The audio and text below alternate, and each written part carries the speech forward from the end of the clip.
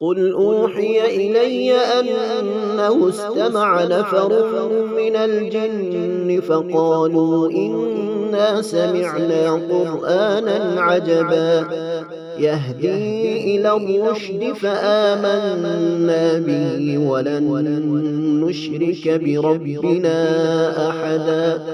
وأنه تعالى جد ربنا ما اتخذ صاحبة ولا ولدا وأنه كان يقول سفيهنا على الله شططا وأنا ظننا أن لن تقول الإنس والجن على الله كذبا وأنه كان رجال من الإنس يعوذون برجال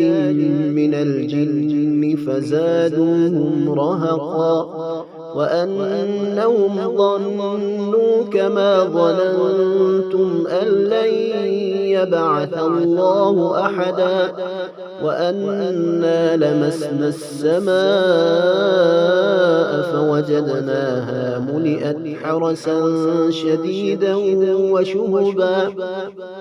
وأنا كنا نقعد منها مقاعد للسمع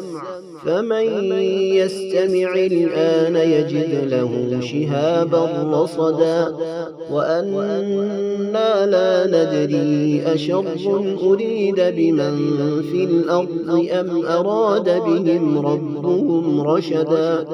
وأنا منا الصالحون ومنا دون ذلك كنا طرائق قددا وأنا ظننا أن لن نعجز الله في الأرض ولن نعجزه هربا وأنا لما سمعنا الهدى آمنا به فمن يؤمن بربه فلا يخاف بخسا ولا رهقا وأنا منا المسلمون ومنا القاسطون فمن أسلم فأولئك تحروا رشدا وأما القاسطون فكانوا لجهنم حطبا وأن لو استقاموا على الطريقة لأسقيناهم ماء غدقا لنفتنهم فيه ومن يعرض عن ذكر ربه يسلكه عذابا صعدا وأن المساجد لله فلا تدعوا مع الله أحدا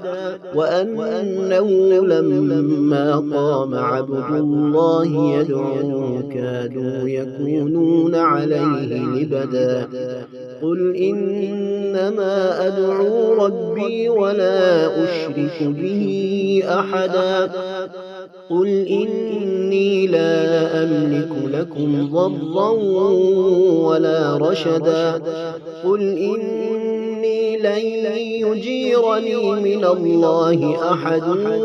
ولن أجد من دونه ملتحدا إلا بلاغا من الله ورسالاته ومن